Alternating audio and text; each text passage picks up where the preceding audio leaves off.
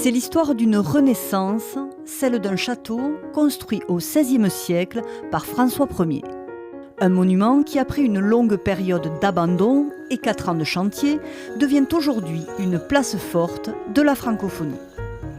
Au premier étage du logis royal, un hall d'aéroport invite le visiteur à embarquer dans l'aventure du français.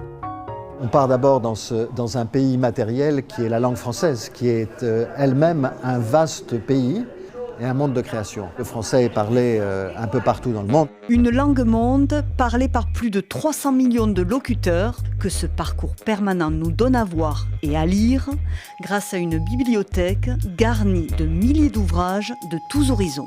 Ce qu'on a cherché à mettre en valeur ici, c'est la diversité des littératures francophones. Vous trouverez des ouvrages d'auteurs libanais, marocains, africains bien entendu, québécois, beaucoup. Une bibliothèque magique invitant aussi le public à tester ses connaissances. Lire, voir et écouter le français dans toute sa diversité avec les artistes francophones qui font chanter la langue. Ici, vous choisissez votre chaîne et là, vous avez un pot-pourri de chansons. Vous entendez ici Jacques Brel avec la valse des 1000 temps. Une valse à 100 ans, une valse à... La chanson d'expression française a joué un rôle très important pour la dispersion, pour la diffusion du français dans le monde. Le parcours de la Cité internationale de la langue française nous emmène aussi aux racines de l'expansion du français hors du berceau européen, avec un chapitre consacré aux conquêtes coloniales et à l'imposition souvent brutale de la langue dans les colonies.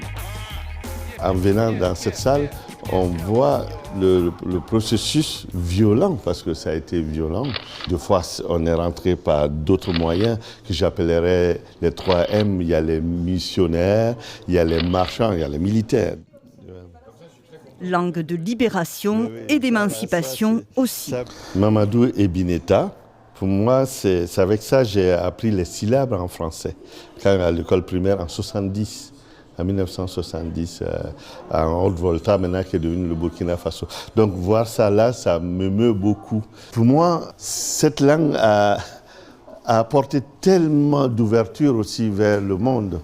Ça m'a permis d'entendre le monde, de lire le monde. La langue de Molière aux multiples dictionnaires qui n'a de cesse de se réinventer. Un parcours pédagogique et ludique menant à un trésor, l'ordonnance de Villers-Cotterêts, signée ici en 1539 par François Ier, imposant la langue française comme langue royale et générale à la place du latin.